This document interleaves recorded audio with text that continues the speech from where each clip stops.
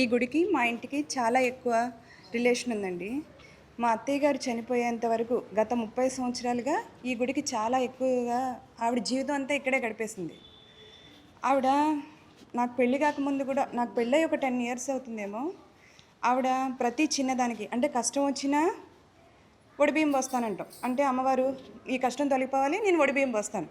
Okay, నా కొడుకు promotion రావాలి, వచ్చే సంవత్సరం కల్లా నేను ఒడిబియ్యం పోస్తాను. ఆ రకంగా ఆవిడ ప్రతి చిన్నదానికి, కష్టానికి, సంతోషానికి కూడా తను ఒడిబియ్యం పోయటం అలవాటు చేసుకుంది.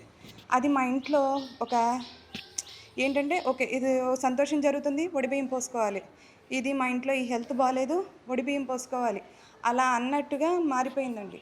మా ఇంట్లో అంత ఎక్కువైపోయింది. ఇంకా ఏంటంటే ఇక్కడ ఎక్కువగా అన్నదానాలు కూడా జరుగుతూ ఉంటాయి ప్రతిసారి కూడా. ఏంటంటే స్పెసిఫిక్గా ఏంటంటే ఏదన్నా అనుకుని ఇలా చేస్తాను, ఇలా జరగాలమ్మా నువ్వు చూసుకో అంటే నా విషయంలో కూడా చాలా ఎక్కువగా జరుగుతూ ఉంటాయి.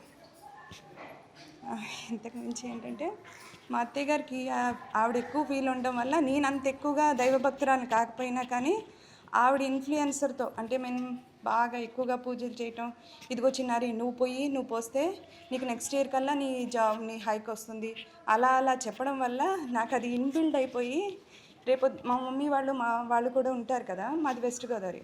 అక్కడి నుంచి కూడా ఏంటంటే మా డాడీ వాళ్ళకి కానీ ఏదైనా ఫార్మింగ్ కానీ ఏదైనా ప్రాబ్లం వస్తే మమ్మీ మా టెంపుల్లో పొడిబియ్యం పోసి ఇది వస్తుంది అని చెప్తే మా మదర్ వాళ్ళు కూడా పోయటం అలాగా కంటిన్యూ అయిపోతుంది అనమాట.